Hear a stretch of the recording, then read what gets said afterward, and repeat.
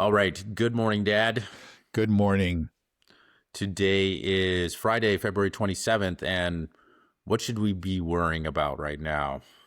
We should be worrying about war between the U.S. and Iran. We've been There's been worrying about talk that about for it. a Well, long yeah, time. we have, but we could see it coming. We actually started to see the first indications that a war was on the horizon, really at the end of last year. Remember when we got this news that Netanyahu was going to the U.S. and was going to try to persuade Trump to attack Iran. Yeah, that was the first indication that something was up. And then since then, we had the protests, that turned into riots and all of that. So there's been talk about a possibility of war, and then the ships started to appear. But now it's looking like, so yeah, we've seen this build up to war. Not a rather chaotic buildup. I'm struck by the contrast between previous buildups to war because I've been through them. I remember, the first Persian Gulf War under George H.W. Bush, and the constant drumbeat for war that it preceded it by many months. And then, when it was time for war, the country was ready for war, and we had our war. And then, of course, there was a war in 2003 under Bush Jr. And again, there was, a very concerted, coordinated effort to convince the American people and much of the world that this war was necessary. And then there was also, people who protested. And this time it's just, it just seems like you're watching somebody stumbling into a war. There just isn't a coordination. The reasons for the war change from day to day.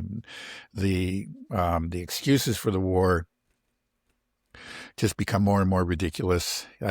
For example, in Trump's State of the Union address, he said that Iran soon would have ICBMs capable of striking the U.S.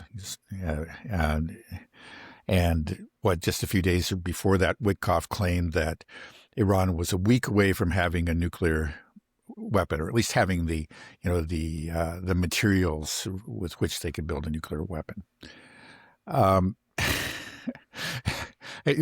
of this is absurd, and it's just, it's all over the place, right? What is it? It's the ICBMs. I thought the nuclear program was destroyed. It's really very chaotic. And you look at the polls, people are not convinced that we need to have this war. The last one I saw was just 21% approved of a war with Iran.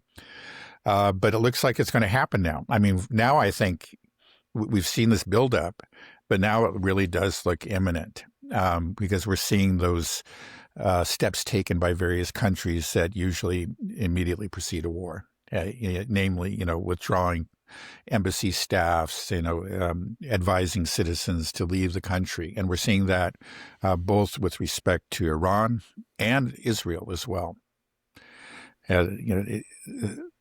Various citizens of various foreign countries, in Israel are being told to leave while they still can. In other words, they think that the airspace is going to be closed pretty soon. And then the Israelis have called up their air defense reserves. It looks like we are poised. It looks like it will happen. You said and you said we're stumbling into this war. The groundwork hasn't been laid. There's not any popular support for it. Then this war is just doomed to fail from the start, right? Again, I think so. Again, first of all, it's one of the most important things about launching a war is you have to have a clear objective. What are you trying to achieve? And we're not even sure what the U.S. is trying to achieve. At least, that hasn't been explained to people. Maybe that's the point. That allows Trump to declare some kind of victory, because if he defines his objective and then he falls short, then he's in trouble. Maybe it's actually to his advantage that this has been so chaotic. He can just declare some kind of victory at some point and try to get out of it. But it's just not clear that it will be easy to get out of it. If Iran carries through on its threats and retaliates forcefully.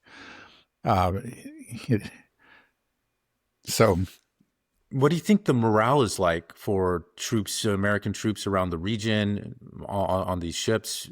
Because they've typically, the Americans, we haven't been engaged in warfare where the other side can punch back. and they can punch back. Iran can punch back pretty hard. Surely I think they have to realize that when their lives are in danger, that they start to question very closely, like, wait, why is this happening? And don't you think if they kind of come to the obvious conclusion that we're all coming to, that this is purely because Israel wants us to do it and that we might die, that you could have a real problem with your troops? Like, they don't see any, they surely can't see a reason why this is happening. Yeah. Well, maybe perhaps you have, let's say those men on the ships and the various military personnel of the bases.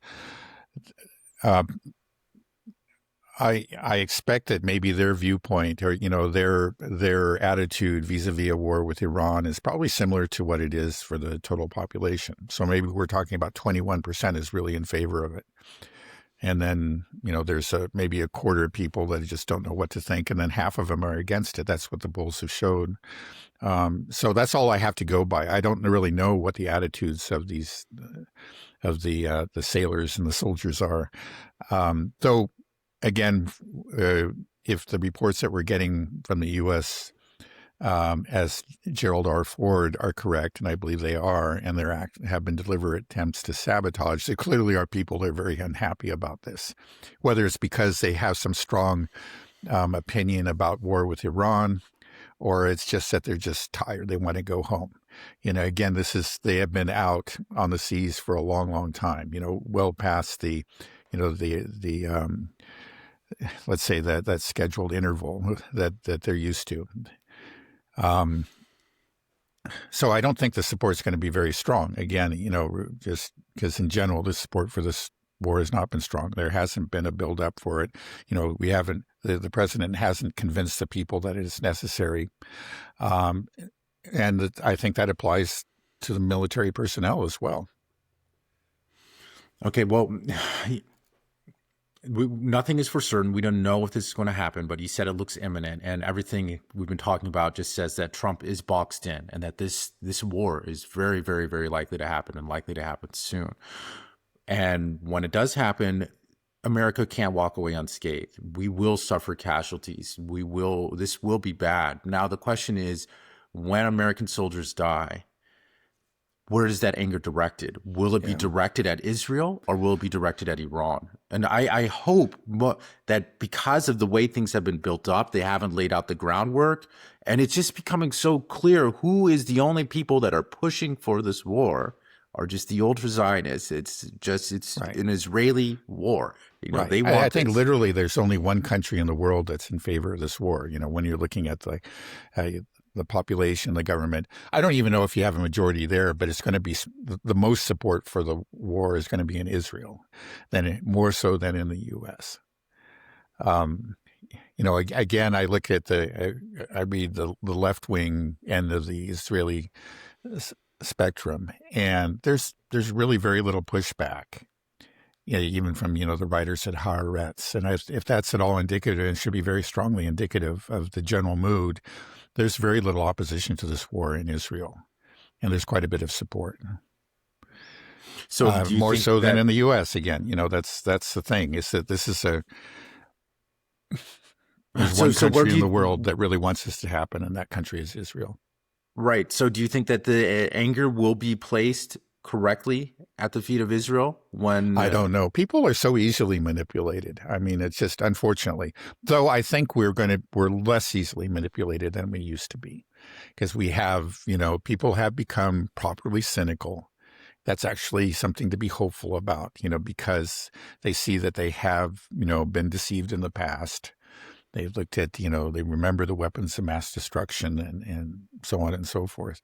They remember, but on the other hand, they should remember the babies thrown out of the incubators. That was part of the big lie that preceded Bush Sr.'s war against Iraq. It was very effective. I remember that, that speech that was given, and people say, "Oh, these people are monsters. We got to do something." And it proved to be a total lie. Of course, it was. Iraqi soldiers were not throwing babies out of incubators or anything like that. Yet, you see this figure, 30,000, demonstrators brutally killed by the regime. We have to do something. And that's repeated by, all kinds of people and all kinds of media, again, all across the political spectrum. And you just think, don't you people have a memory? Don't you remember how, you've been so emotionally manipulated into war? But even with that, the support for the war is weak, but it does, let's see. Let's say that it at least it has the effect, I guess, of preventing protests against the war, or it's just because people have decided that, Iran must be just a monster regime. We don't really like the idea of a war, but I don't want to, perhaps it has to happen. People sit on the fence. Then I think that's what we're seeing. Yeah, but the problem also is that because of the Gaza genocide, that this delegitimizes any kind of claim that you're doing this for a humanitarian reason, that, we care about these protesters. And so I think that this won't sell. We're not going to hear the sob story. They can't do the babies in incubator types of thing, because what we've seen is what Israel has done to children in Gaza. And that's what's seared into most of our memories. Yeah. Is that not, these supposed atrocities committed by the IRGC, we don't see it. Yeah. Yeah, well, we certainly don't see it. It's because I think it's basically not there, or there's very little of it that's there. Yeah, I would think so. I think, everything you're saying is true up to a point, but there's still too many people that are blind, to the realities of what's happening in Gaza. Too many people that still allow themselves to be emotionally manipulated. And if once this war starts, again, there are mass casualties at a U.S. base or mass casualties in Tel Aviv. It'll be presented as proof that somehow the Iranians are monsters. Of course, when they're only retaliating, but it'll still work with some people. I just don't think it's going to work as well as it did in the past. I think you're right. I think we're in a different place. We still have a ways to go, but we're in a different place. People are more skeptical. The faith in the government is just not what it once was. Right. And I also think what will be different here is that will be a war that the U.S. has not seen before. This isn't going to be like Iraq again. This is going to be something different. And I think when we start to see real firepower from the Iranians doing real damage, with equipment back from the Chinese. It sounds like the Chinese have taken more of the lead on this than Russia. I don't know if you have the same reading on this, but yeah, I don't know. That's those are the reports that we're getting, but who knows what's happening behind the scenes? It makes sense. Of course, the Russians are very busy with their own war, and they are limited. They need to devote most of their production to that war and to preparing for an eventual war with NATO. I think both of those things are going on in Russia. They do have weapons that they still sell, and they are selling, and they have made commitments to Iran, among other countries. But it just seems like China is in a much better position to to supply Iran. And we've heard none of these things are confirmed. The only thing that is confirmed is that China is providing high resolution satellite imagery of U.S. bases and Israeli bases. And so that, I think indicates that they are helping. And also another thing we know is that they have that spy ship right there in the Arabian Sea. So I think, I'm sure both the Russians and Chinese understand. They do not want, what's going on. They do not want Iran to fall. It's not in their interest at all for Iran to fall. It weakens both of them if Iran falls. They will do what they can to support them. But what they have done and what they're capable of doing in the short time is not clear to me. Again, I hear all these kind of reports. One thing that came out recently, I think is official, is that a sale was completed of hypersonic anti-ship missiles from China to Iran. Unfortunately, that's not going to be, those missiles won't arrive, until sometime in the future. And then it takes time to integrate them into the Iranian armed forces. So those won't enter into the equation if this war breaks out tomorrow or in the near future. Yeah, well, if that's true, because we see this how the U.S. does things with the Ukraine. They say like, oh, we finally approved ATACMS into long, or this type of missile. And it's already there. It's like, well, you guys already moved it over there months ago, and then just made the announcement when it was ready.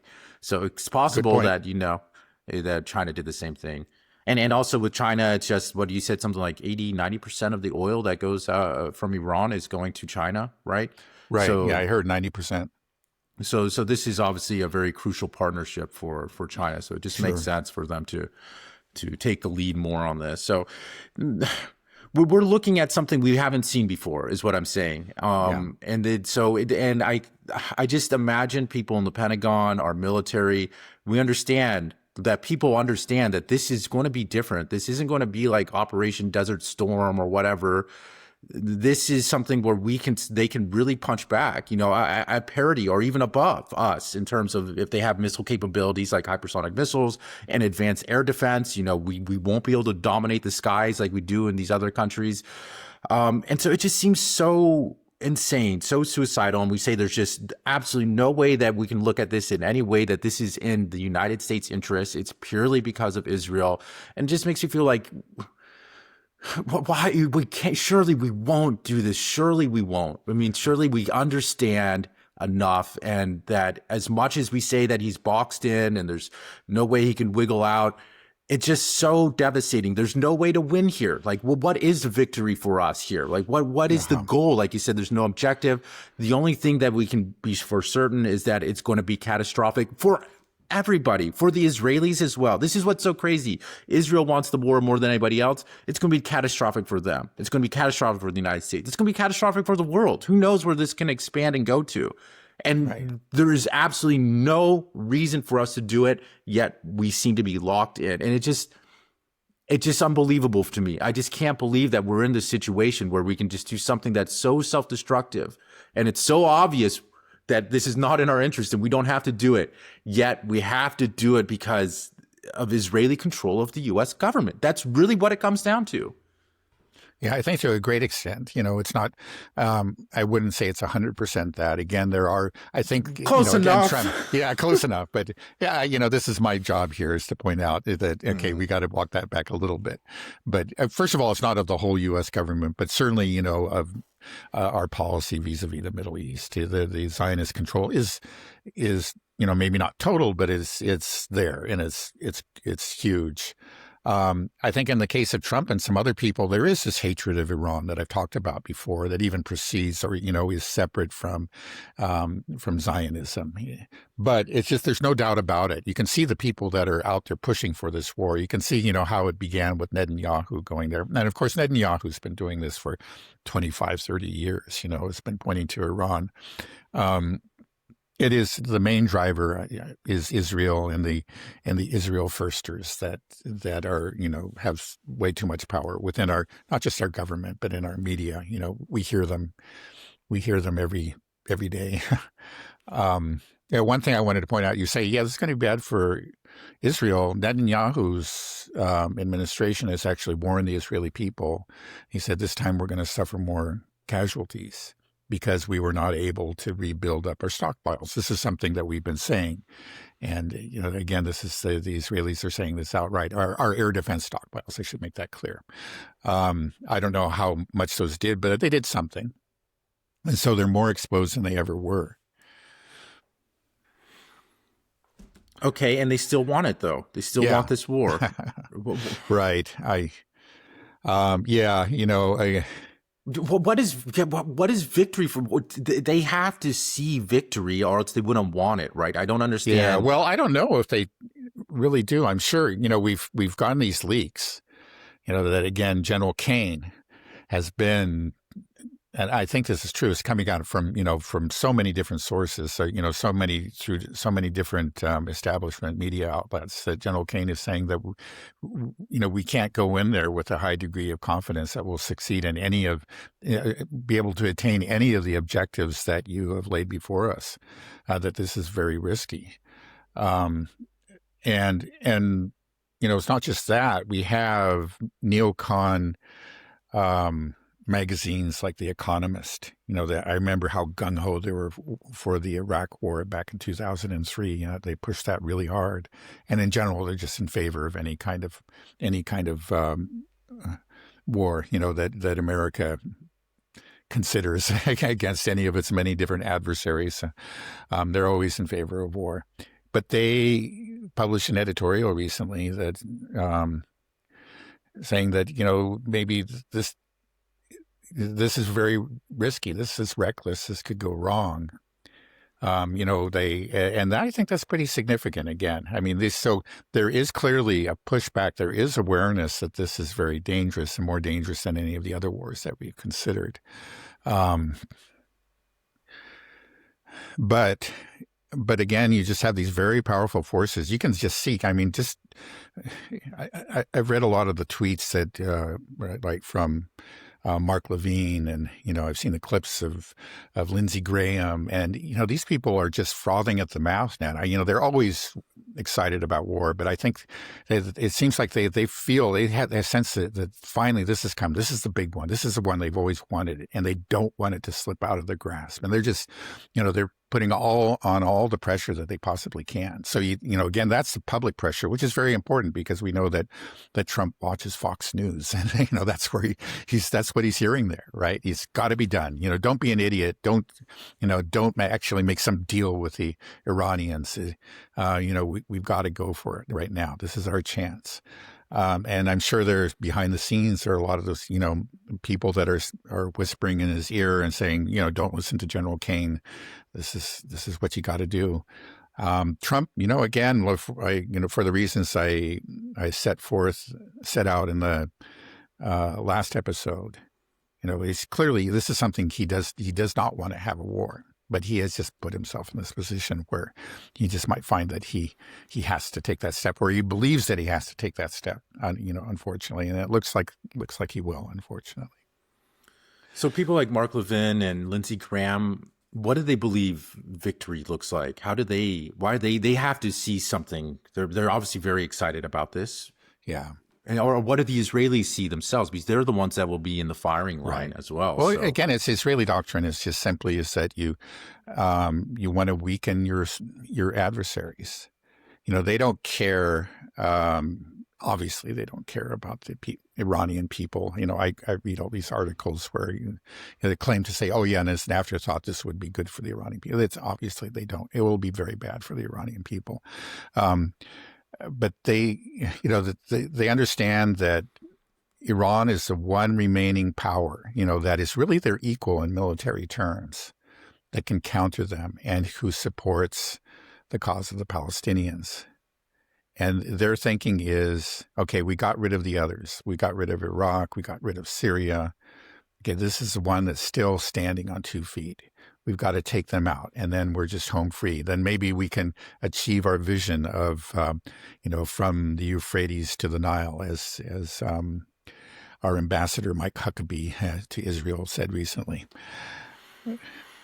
So do you think that there is this supreme confidence still within maybe Israeli society and people like Lindsey Graham, Mark Levin, is that the U.S. military can just handle this, that we are all powerful, and they're just ignoring any of the doom, saying that with stuff that we say that this isn't going to be so simple. Right. Yeah. And I think that's true. I mean, again, that's just been an obvious facet of neocon thinking, but in general, but also just, it's just part, again, I think it's the inability, we've talked about this in the context of Russia so many times, of the European leaders in Russia, is they can't let it go of that sense of being the superior society, and it's superior in every sense, including a military sense. It's just something that they have trouble letting go of. It's just become a part of their identity. And they don't believe, that a country like Iran, which they consider to be medieval, and they have weakened through sanctions. Truly, they have weakened it, but they can't believe that they could actually do serious damage to the amazing U.S. Navy or U.S. Army. That's just not possible. And these people think that the only limitation on U.S. power is unwillingness to use it. I think that's been a kind of an article of faith with them for a long time. So he said, all these, ridiculous, these Democrats and these rhinos or whatever, they'll say that, if you really believe in the U.S. military, stand up now and let's just do what needs to be done because it's just a question of will for them. There are really no limits on American capabilities. They see that. That's what they imagine in the case of Ukraine, but I think clearly many of them see that in the case of, the case of an eventual war with Iran.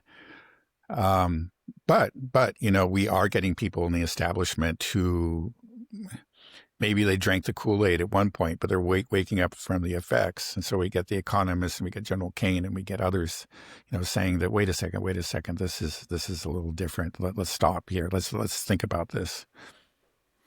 Okay. Well, let's say we do it and we use our military, we go in, like finally Lindsey Graham gets what he wants, and then we just get rocked. Does that just shatter the United States at that point? If all of a sudden it's like, oof, we get hit hard, our bases get destroyed, we have casualties, maybe a ship gets sunk. What does that just like the whole illusion of American supremacy, does that just get shattered right there in that moment? Do we see like dollar collapse and just everything in the United States just starts to break? I don't know. There's no question that the Iranians can do some significant damage to the U.S. I don't know how much they can do. I don't know how cautious the U.S. will be. The ships have been retreating from the shore, I think, because they are aware of a risk. If they go far enough away, they may be safe. So maybe no ships will be sunk or struck. A lot of these bases have been at least partially emptied because they're aware that they're vulnerable. Then what are they even there for if they're just going to be empty? Yeah, well, it's a good point. A lot of people have asked that. Basically they're just targets. They become a liability. But they're still there. They're in Iraq. They're in Syria. Actually, one of the Syrian bases, I think, was closed down. I think the U.S. is in the process of withdrawing from Syria. There is a plan to withdraw from Iraq, but it has a ways to go. So we still have at least a couple of bases. And then we have a number of bases right there in the Persian Gulf, with those the Persian Gulf monarchies. I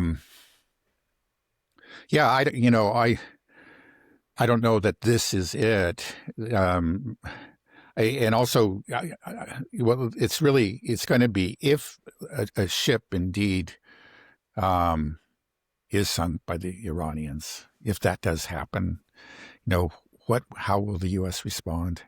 I'm afraid that there will be, at least in the short term, a rallying around the flag. There will be a support for any kind of strikes, up to maybe, I don't think nuclear, but this is a possibility. It's just something that if they feel like U.S. prestige has been severely damaged by this country that they have, constantly derided as, just a, run by theological crazies and, and on the verge of collapse. That's going to be a real problem for them. They're going to do they may resort to some rather extreme measures and just, bring in like all the forces they have. From what I hear, from what I understand, they've brought in like half of the forces they have. So I don't know how much more they can do. This is going to go nuclear, Dad. It's almost certain. I feel like this. There's no way out of it, right? I mean, we're going to get hit hard. We can't do this conventionally. Our bases will get hit and get destroyed. We will get, and then if we do use a nuke, then it's game over for us. Who knows what will be the fallout from that? But it's going to be awful. Yeah, right. Or Israel. Yeah. Again, Jim Jatras, the former U.S. diplomat, agrees with you. He thinks there's a very, very. He didn't say it was definitely going to go nuclear, but he feels that there is a significant risk that it could go nuclear, either by the U.S. or by Israel. Yeah, I don't know that that's going to happen. I don't think so, but maybe I'm just being engaging in wishful thinking. I find that, It's just, yeah, but it's, there's a chance. Let's be honest. We've been surprised in the past. There's a chance that the U.S. does have some card up its sleeve, and there's a chance that maybe the Iranians just the military is becomes guilty of gross incompetence and because if in those first few days they don't respond quickly, if they haven't, protected their missile arsenal sufficiently and their missile launchers, they're, we know that the U.S. is going to go after that. They understand it's a real risk. If they manage to actually do serious damage to Iran's, let's say, offensive capability, which is really, its deterrence capability, its missile force, and they managed to do that quickly in the first 2 days because of, again, some sort of, who knows, there's some plan that surprises all of us and surprises the Iranians, and Iranians, don't respond in time. Maybe, just maybe, the U.S. can come out on top without suffering serious damage, but it's very risky. I think probably like General Kane has said, yeah, he's aware of a plan like that, but he says there's just no guarantee that this will succeed. So we'll see what happens. There's a chance again that the U.S. will come out on top, but it will. But that will almost be as bad as us losing, because if somehow, by some miracle, Trump succeeds and it'll just contribute to a sense of invulnerability, and there will be the next war. Again, it's sort of like the drunk guy going through the minefield. He might get lucky, once, twice, but eventually he's going to blow his leg off. And that's what we're looking at. Looks like a good chance that he'll blow his leg off in this particular venture. Yeah. I think we're grasping at straws for a chance of a U.S. victory. I just, Iran has these underground missile silos. They are prepared. They won't be able to have that sneak attack. A lot of these internal assets within Iran have been rolled up through the protests and then the last sneak attack as well in June. So, maybe there's something, but it's hard to see. So this seems like this is going to happen, and I Jim Dratrich thinks it as well. I really think that this could go nuclear very quickly, and I think most people that have just been kind of watching this on their TV and just passively, they just kind of think of this as, oh, it's another war. We're always doing some type of war in the Middle East, right? It's just another one of those, right? We've been doing it for the past 25, 30 years, that's just what we do.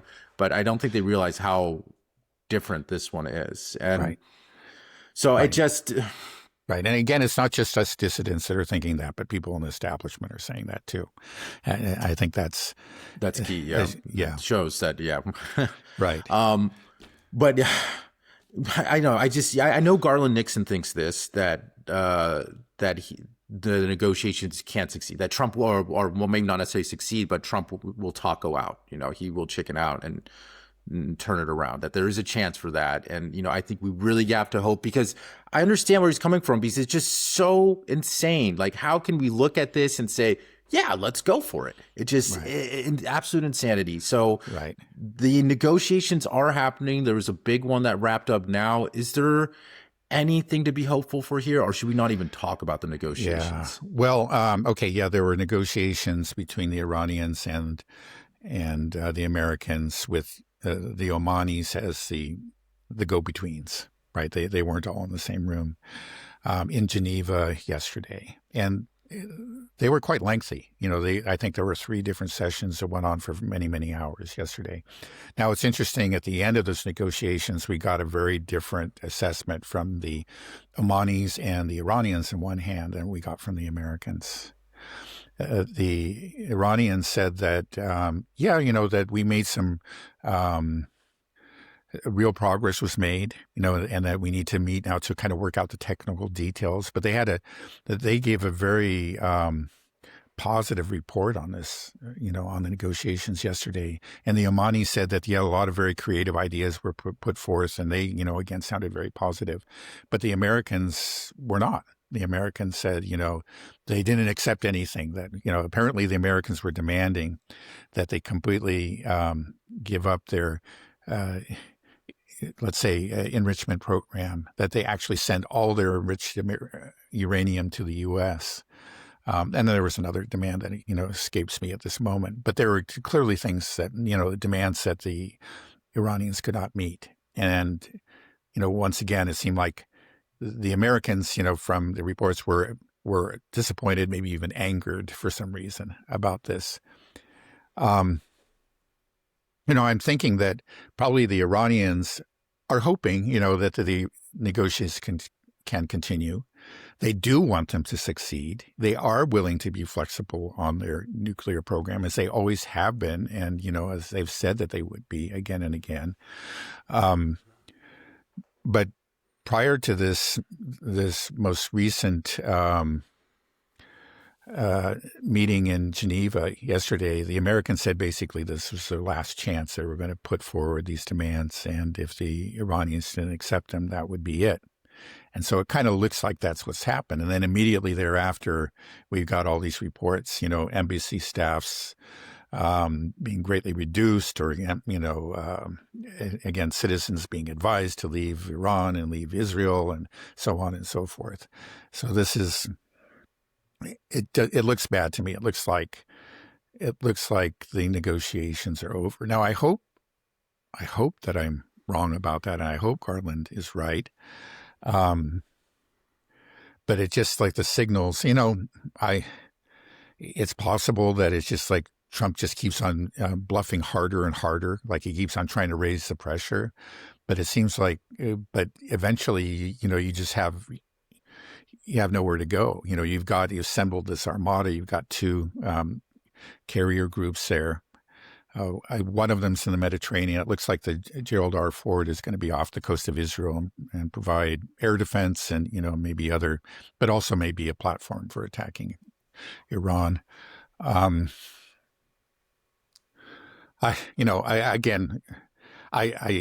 hope against hope, again, that it could happen. It's not impossible. Again, like I said in the last episode, if Trump does this, it will be a break with his previous behavior. He has in the past always avoided, serious engagements with the enemy. He's always gone for, the made-for-TV special operation or assassination or whatever it is. So it would be Trump, actually, again, breaking one of the few principles that he has, violating one of the few principles that he has. But it's just like everything seems to be pointing towards that. Now, I hope I'm wrong, that he'll just do something. He will taco and he'll just claim, some kind of great victory. But it seems like that's not, we would have gotten a different report from the Americans about the negotiations. They say, well, it looks like they are starting to cave in or something. It looks like we can make some progress. The Iranians are finally starting to listen to reason. Our pressure campaign is working or something. That's what I would have expected to hear, but that's not what I heard. Do you think that maybe one of the reasons the Israelis and the Zionists are so gung-ho for this war right now is because they know that they are losing the popular support within the U.S. They're losing that eighth front, the information war, and they're just thinking like everything is slipping away from them. I think the writing is on the wall for them. A lot of them, they're Hasbara soldiers that are out there trying to regain the hearts and minds of the Western world. It's just backfiring continuously, and it just seems like it's picking up steam. More and more stuff is incriminating Israel, whether it be Epstein or like Charlie Kirk. It's so many different things you can go down, but they're thinking like, okay, we just have to start this war now because it's all falling apart for us. It's falling apart. So we got to do this. And then hopefully the focus changes and then people will rally around the common enemy. And we just have to kick this war off, and we got to kick it off now because it is emergency mode here for Israel on so many different fronts. I just feel like they have just lost the world, Yeah. And what can they do? Well, that's not possible. I mean, that's not impossible is what I meant to say. That's not impossible. There is a growing anxiety among the Israelis. I don't think that they fully realize how much trouble they are in.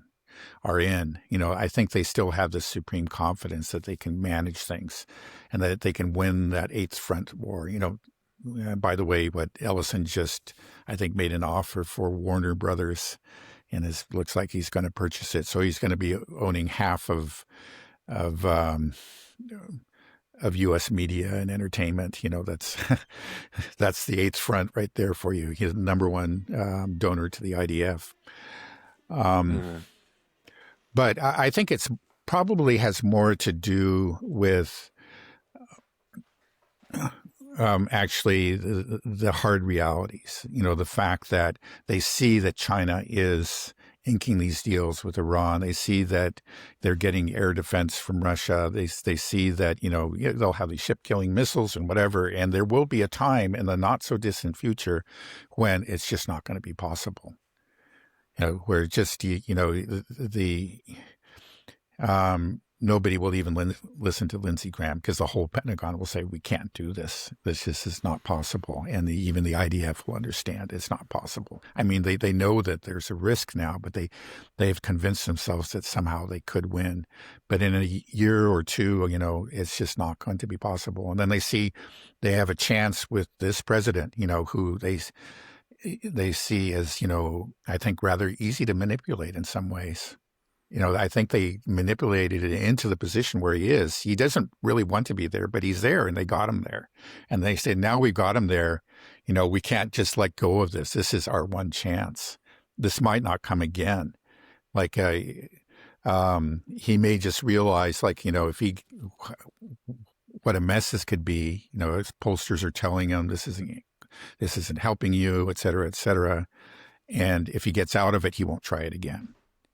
But we've got him there. We've got to push hard, and we got to do it now because 2 years from now, and maybe even a year from now, it's not going to be possible at all.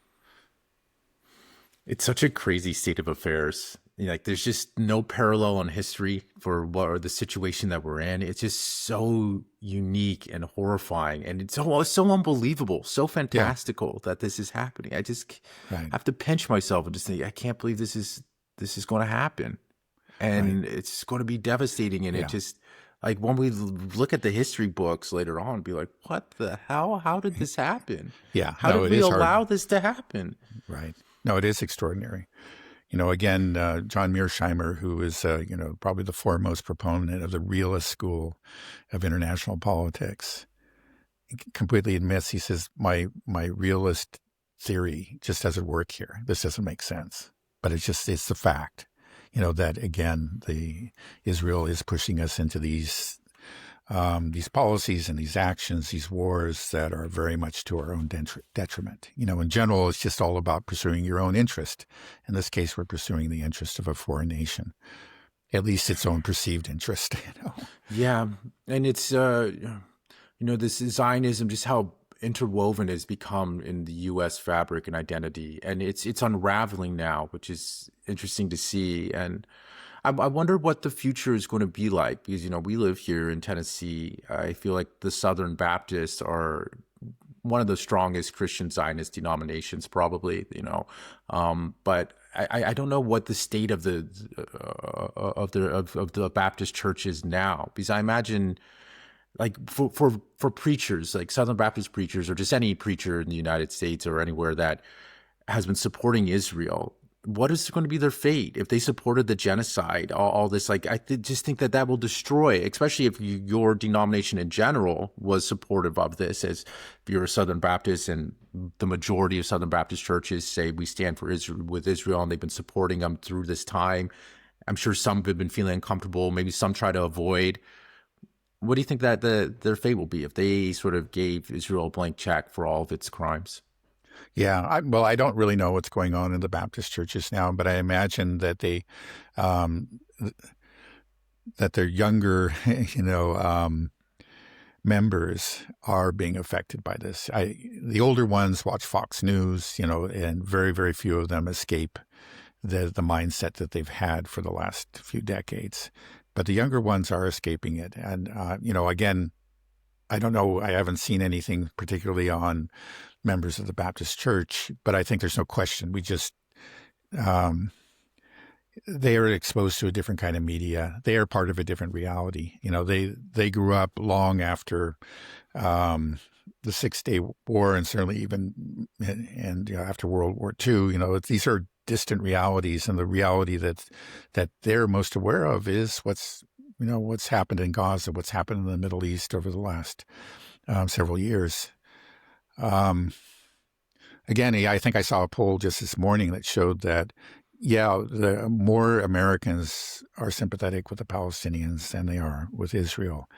And it used to be like, if you go back just even a decade or so ago, there was 2 decades, certainly, there was something like a 45% gap, in favor of Israel. And now the gap is in favor of Palestine. That's huge. The trend, let's say the trend away from Israel, support for Zionism, began actually around 2019, which is interesting. It was before October 7th, but it clearly accelerated after October 7th. And now it's, we're just in a completely different territory. So again, if you're talking about the Baptists or any other group, I think all these groups, all these churches have to deal with are going to face a new reality. Again, they have their older members who probably will never abandon their faith in Israel. Even if Israel drops a nuclear bomb, they'll somehow find some way of justifying it, I'm afraid to say. But not so with the younger ones. So it could create a real crisis and lead to a real transformation of those churches. And I just want to say, like, when we say people moving away from Israel, it's not that like these people are just like, I just don't really care about Israel. It's not really my thing. They don't have an opinion. These people that are moving away are actively against Israel. They have become anti-Zionist. So it's a different thing. Like this is something that Israel's never had before, where there is a huge, overwhelming majority of the youth that recognize Israel as a source of many of their problems and the issues that we have today, and just the morality of it with Gaza. Like this is front and center. So you have a very active group that is very, very angry right now, and so this is different. I mean, like you see me, I get angry sometimes in our conversations when we would talk about this. And I can see it on Twitter, on X, I can see on Instagram, all the social media accounts. Like people are just are aware of what's happened. They have noticed, we've talked about this great noticing. People continue to notice. People have been noticing. And it's a tidal wave coming for Israel right now. And it's just... That's one of the reasons why I was thinking that maybe it's like, we got to do this war now. And also the hard realities as well, I'm sure, playing into it. But all of that plays into it, I think, just like, oh damn, the jig is up.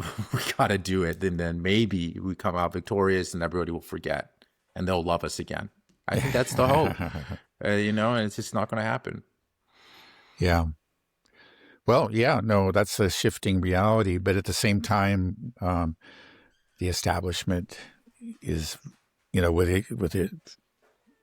Well, even The Economist is really very much Zionist, and they hate Iran and all that. But, there are those notes of realism and alarm about this particular adventure. But still, the establishment is very firmly on the side of Israel. And we saw that and in their hostility towards Iran. We saw that in the State of Union address. Apparently, Trump got only one ovation from the Democrats, a standing ovation. And that is when he made his ridiculous statements and threats against Iran. Right. And so it was like the stupidest, the craziest thing that he said. That's where the Democrats came for. And that shows you the establishment we have. It's Republicans, it's Democrats.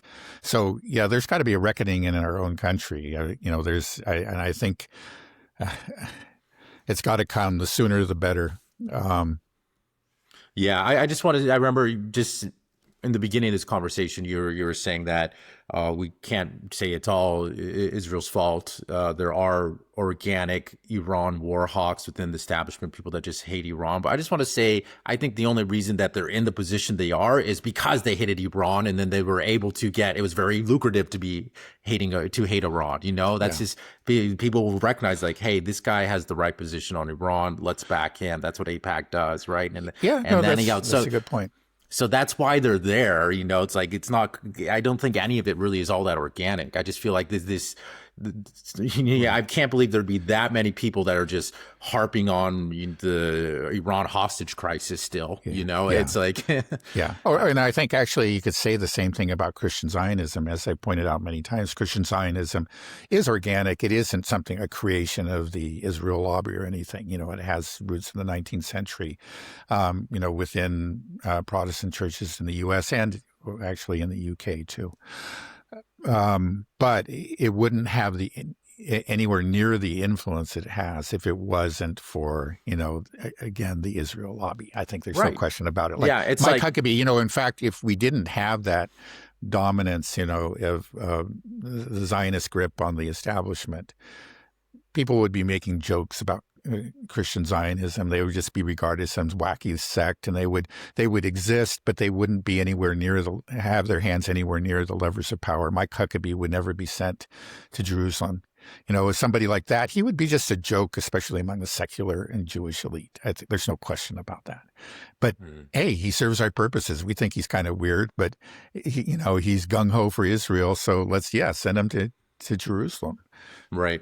Right. It's just people understand very early on, if you align your interests with Israel, then you'll have a successful political career. And so that's what happened. Yeah. Hopefully we're seeing finally a change, and we'll see how much of a change there is when the primaries happen. But there are some indications, again, for the first time ever, there are, candidates who are saying, I don't take AIPAC money. And people are asking, do you take AIPAC money? Right. I don't. Or just ask them that stance, or do they have pictures and videos of them going and kissing the Wailing Wall? Then you're out, buddy. It's done. Let's hope. Again, AIPAC knows that there's a big fight, and they're pumping a lot of money, and they're using devious means. They understand that they're not as popular, that they have to be more secretive than they did in the past. So they're using basically shell PACs to funnel money, to the candidates they want to support, so that the candidate can deny receiving money from AIPAC. And sometimes it takes a while to follow the paper trail and find that, you actually did come from AIPAC. But then the election's over. That's the hope. So they're devious. They're going to fight. They're going to pump a lot of money in there. They're going to be a lot of dirty tricks.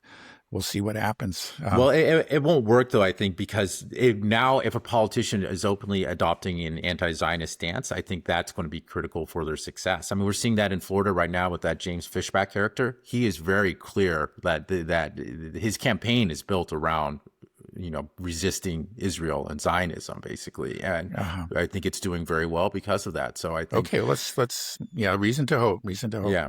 But that's also why we're probably going to have this war right away. It's like, we got to do it now. Boom.